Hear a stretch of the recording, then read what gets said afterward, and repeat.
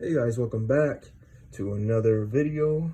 And today, I guess I'll be talking about this game right here, Final Fantasy 15. As you see, it's the deluxe edition, and it comes with both the movie and the actual game itself. Here's the back. Boy, oh boy, what can I start with this? Oh man, what a train wreck of a game this was. I'm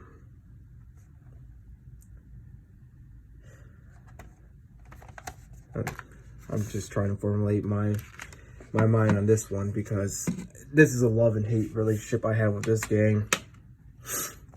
This game is just, yeah.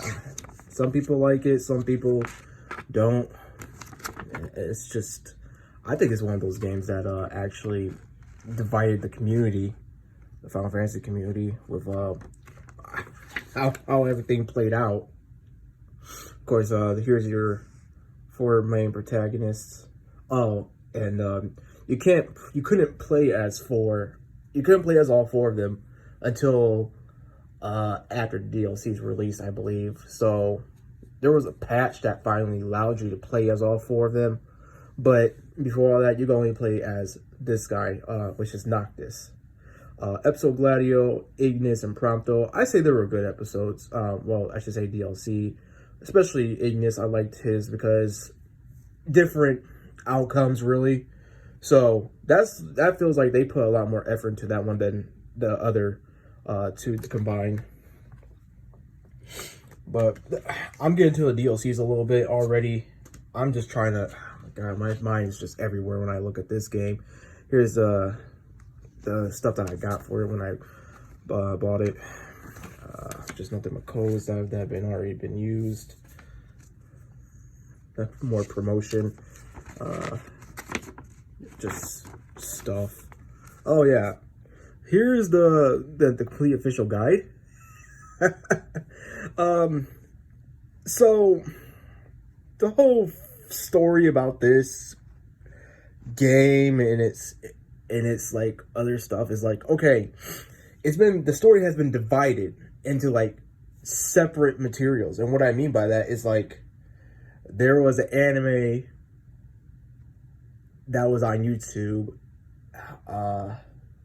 the game itself, the movie, which is Kingsglaive, and the official guide. And before I actually, you know what, hell, I'll go with it. And then lastly, this book. Now you could count the DLCs, but I count it as part of the game because, you know, that's how you're gonna be able to play the DLCs is from the game. No crap. But oh my god.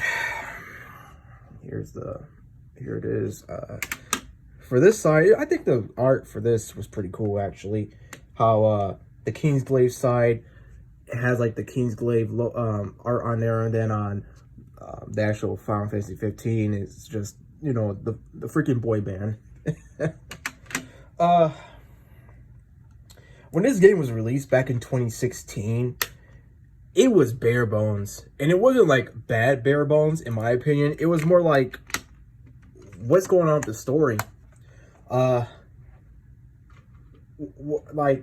it was some parts where like just didn't make sense because there wasn't much to it. Where as you expect, like in, however, I would say Final Fantasy 7, for instance, you know, the story was there. They didn't really rely on any different materials to tell the story. It was all there, and you know, the story was just in the game. You didn't have to rely on other sources. So that was their step. Oh my god, that was their wrong. That was just a wrong move on their end for doing that. They should have just kept the story. They should have just kept it all in the game. Now they can get away with the movie, okay, yeah, but I mean, even then, I remember when they were like advertising that the movie didn't play a significant role within, you know, the story, only to find out that they're, you know, like, okay, yes, it is. It does play a significant role for what happens in the movie because that's what leads up to Final Fantasy 15, and also during Final Fantasy 15 in a way when you play the game. Um, man, I'm sorry, guys. This I'm trying to formulate like my idea, like my words and all that, because this game is just I'm reliving 2016 all the way up to 2019, where the last DLC came out, and then the book also. So, oh my god.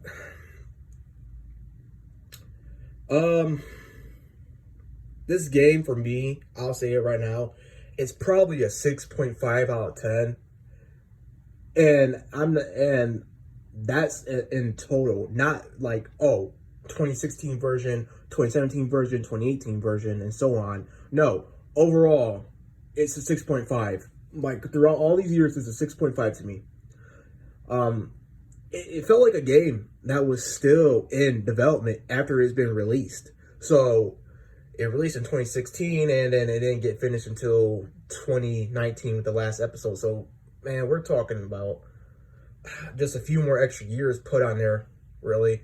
They, Square Enix basically just released it unfinished, and you know, it was a 10-year project.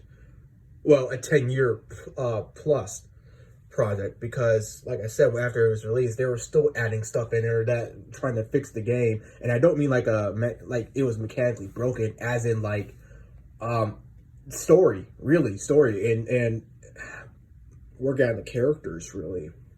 Oh my gosh. As for this book, I'm pretty sure I already told you guys about this in my Final Fantasy video. This book is the remaining DLCs that we should have got within the game, but obviously, the main director, Tabata, he left Square Enix to go make his own company, or production studio or something like that. And a part of me has always wondered, like, but and you can correct me if I'm wrong here, but I believe he did get Luminous Productions as his own studio within Square Enix. Then he just ups and leaves it, and you know, leaves basically the fans and just basically the fans in the air, because we were promised a second season of DLC, which later became Dawn of the Future. Episode Arden was the first, was supposed to be the beginning of Dawn of the Future. Then it was like episode Arnea, I believe, episode Lunafreya, and then last one was episode Noctis, which was a different outcome for the whole Final Fantasy 15 universe, where spoiler alert, where Arden and Noctis don't fight, but end up joining, you know, becoming a team and fighting against Fate, and basically Fate, Bahamut, I should say.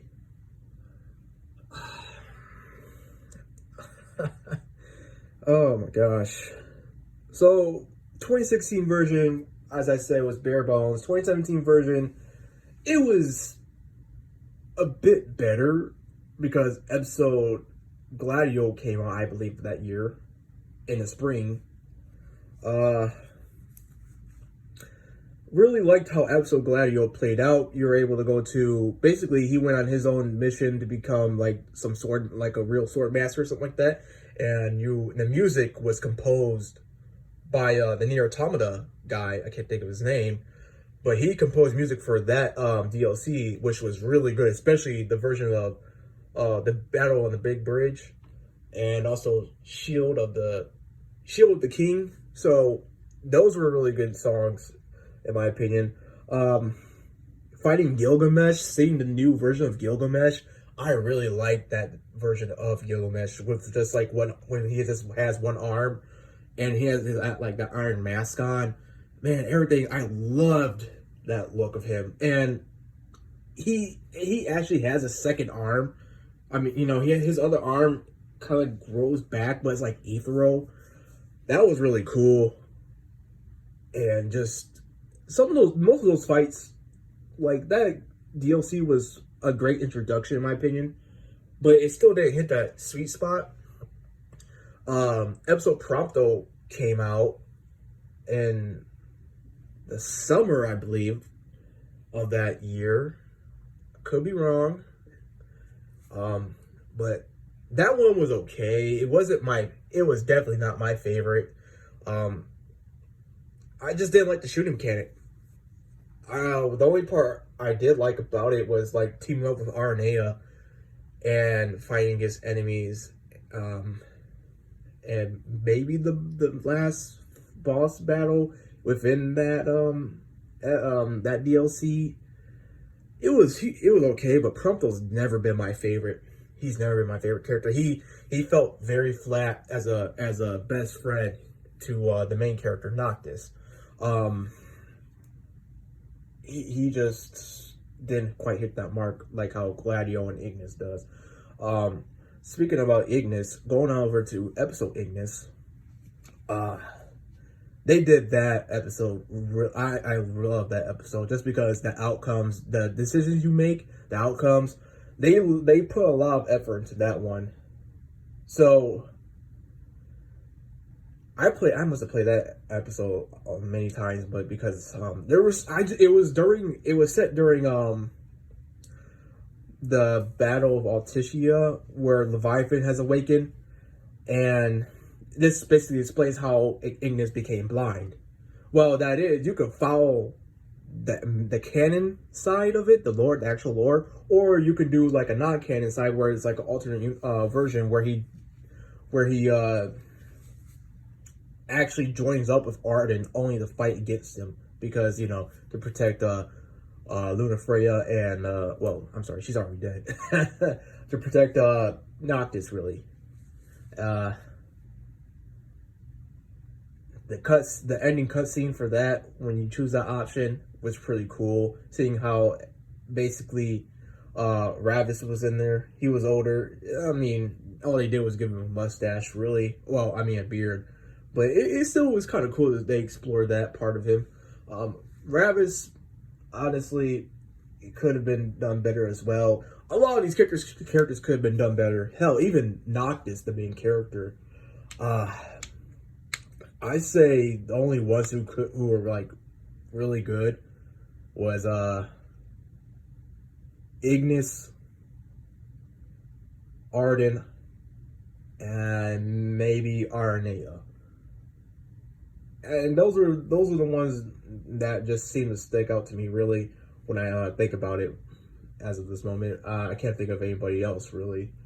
But you would think some characters within that game would stick out a lot more, like Noctis's father, King Regis. He didn't really have much of a scene. I think he only had 1 or 2 scenes. That was it. But he was the main focus in the actual Kingsglaive movie. So I kind of see what they're doing, but at the same time, it's like he's pretty important. Lunafreya, I gotta say, she was probably the worst character within that game. I felt nothing for her.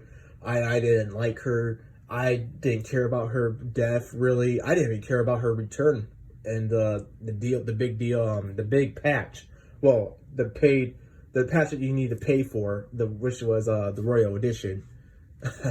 So, and don't get me wrong, Royal Edition did a lot of things right.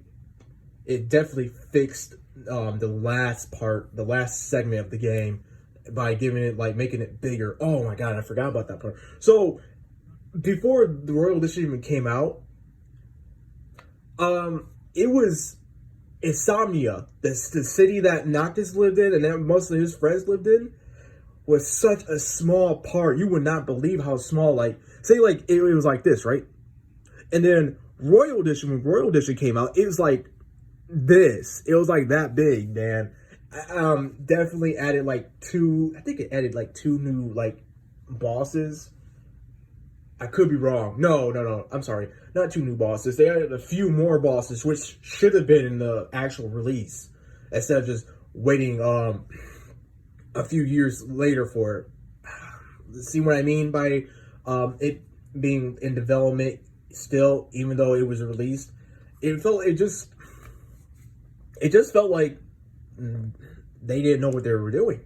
And honestly, that's what was the case. because when you look during at the history, the development cycle of it, you there was stuff where I can't think of the guy's name, but he was the creator of Kingdom. He helped create Kingdom Hearts and Final Fantasy VII. He was the director of Final Fantasy 15. Well, before it became Final Fantasy 15. Final Fantasy 15 was first known as Final Fantasy Versus 13, which was supposed to be like a darker version, a dark Final Fantasy game. That's what I've heard. I'm not sure if that's legit, so take that with a grain of salt. And he did show some gameplay, like the introduction of it, and then Stamnia being invaded by Niflheim, which they took that part and put it into the movie instead of putting it into the actual game where you actually are experiencing that. I'm not sure if that did good or bad. I wasn't sure if that, helped or destroyed the game. I'm not sure. I don't know what to think about it. This game is this game just overall makes me just feel like just iffy, man. It just, I love this game at times, but I hate it as well.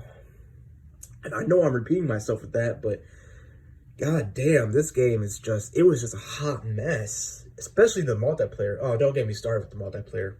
Don't get me started on that. But, so after, so during the Versus 13 development cycle, Square Enix saw that he was just basically taking his sweet time, and they took him off Versus 13 and put him back on Kingdom Hearts. That was the main reason why Kingdom Hearts 3 was taking so long, was because he was working on Versus 13. You guys can look that up. You guys can probably, I'm probably wrong, but that's what it seemed like to me, because if he's like basically working on one project and he's working on another project at the same time, it's like one project's really going to be postponed for a bit until that other project's either completed or he's taken off the project, which the latter did happen. And that's how we got Tabata. Tabata basically rebranded it as 15. They were showing stuff off for the trailers. Some stuff in the trailers didn't even make it into the actual game. Like, I'll give you a great example. Alticia, where Leviathan's at, you were supposed to be like in the actual castle itself and like roaming around and running around while these water dragons were coming in. You're supposed to be doing like a lot of parkour in it within that actual castle, but that part was scrapped, and they kind of replaced it for like the outside part of it, which was it was okay, I say, but I'd rather go work my way out from. I would work my way outside instead of just being like just automatically outside and just fighting magic tech soldiers and water dragons and then Leviathan itself.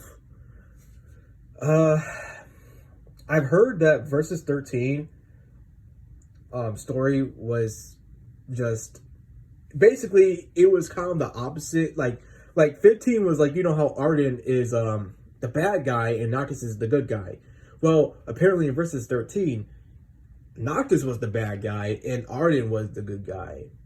That's what I've heard. That's some rumors. I found it interesting. I think I tend to believe it because just it seemed detailed in my opinion, but it's been a few years since I even looked at that.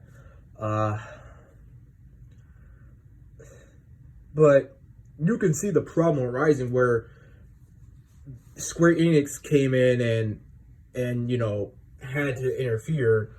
So kind of rightfully so, but at the same time they changed up so many stuff, and it became a process that would take 10 years. Well, 10 years plus, really.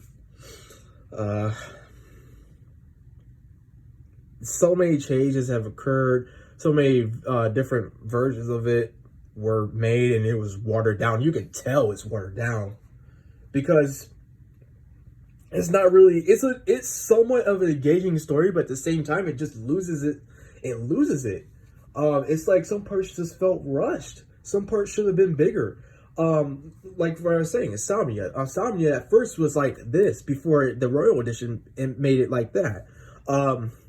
Hell, when you're going to Niflheim.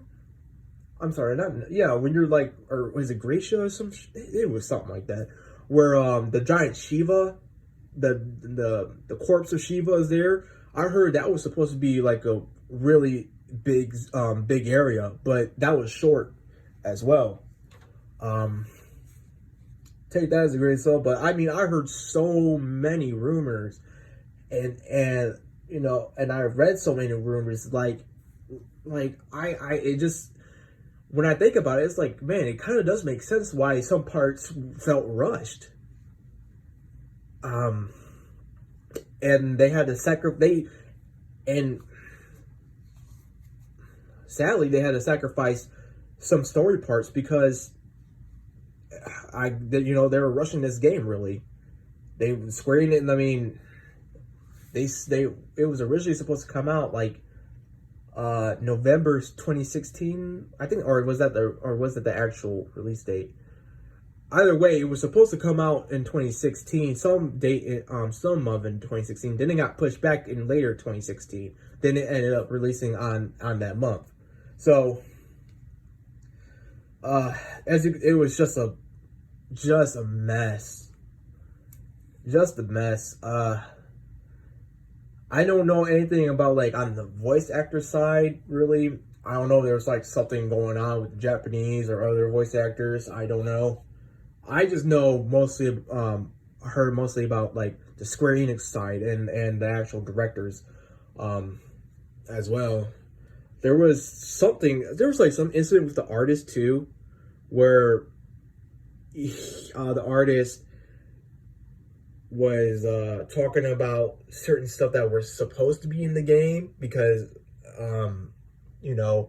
that's what it was originally supposed to be in, but they done away with it. Like, they done away with most of it, but they kept, like, some of it. Like, for example, the two dogs, Prima or whatever, and the other dog, I can't remember his name. Those two dogs were actually, like, agents for, like, Lunafreya and Noctis. They were able, like, to turn and, well, they were like Kingsglaive. They were Kingsglaive, I believe. And then they were able to turn the dogs and, like, go through messages and like, give messages or whatever, or be watching over them and joining in on fights. That's what I'm going off the top of my head with that one. I'm trying to remember, but it was something like that. And I was, like, thinking to myself, like, damn, that's a really good idea. I can't believe they didn't, use that. Oh my god.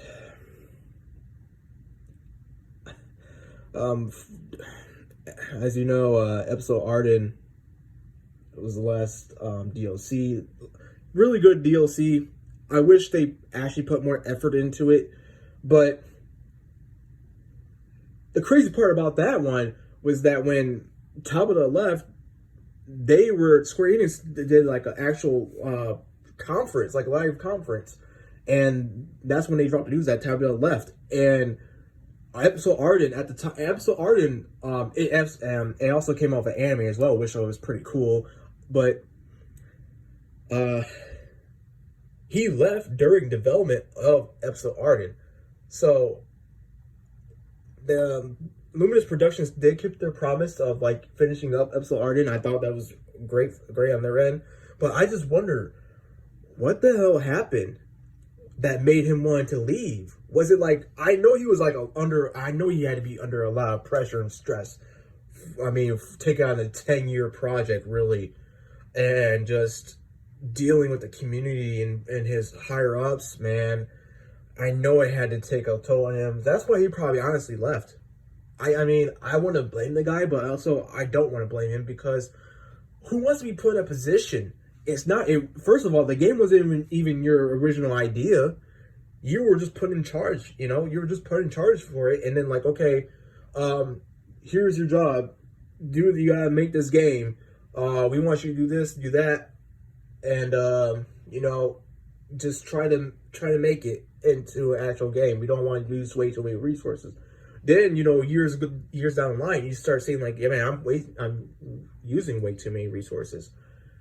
Oh my god, I want to call it the tragedy of 15. Because I mean, that's all. Let's be honest. This game was a tragedy. Um, it could have been better. I'm not going to sugarcoat it. This game could have been better, but with just what happened, it's just a spectacle. Just watching it burn right in front of you. And then when you're playing it, and then you're done playing it, and just seeing how it progressed through the years even more. You can't ignore the signs that are coming out. I talked about it with my friends. Really, I mean, I was really passionate about that game. I must have talked about it like so many times with my friends, and I would like just like kind of get PO'd about like some of the stuff I would hear. I was again. Have you guys known that I have a love and hate relationship with this game? But if there's some things I can say, like some good things I can say about this game, I love the soundtrack. I do love the original soundtrack. The DLC soundtrack as well. Some of the DLC in themselves. I just wanted a better story, really. I think that's what really put this game in the ground for a lot of people, is that the story was not engaging enough and just felt like it was so watered down, like it was being played safely. Just revisiting this game and just talking about it again, man, it just makes me kind of want to play it again. But at the same time not. And I put 400 plus hours into this game.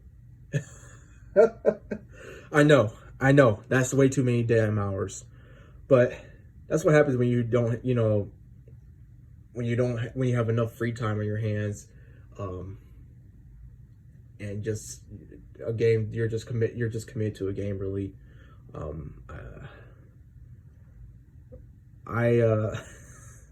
Funny thing is about this, I also thought about like doing like a rewrite of the story, and I think I did start it, and this was like years back. This had to be like 2018 at least, maybe 2019, when I decided to do like a rewrite, and I tried going through like all the info, because I was starting off with Arden, obviously, the prequel to it all, really. But then I was like, man, just forget it, man. It's just way too much to go over. And then some things were conflicting as well. So that just made me want to stop. Maybe one day I will get to that again. Maybe. But right now I got my own stuff going on, which will probably come up in a later video, maybe. And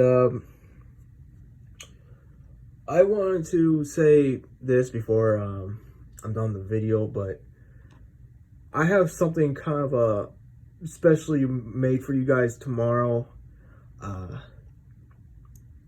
It's not the one that I originally planned yet, though. That one's it's gonna still take some time, but I'm thinking about sharing something new with you guys tomorrow.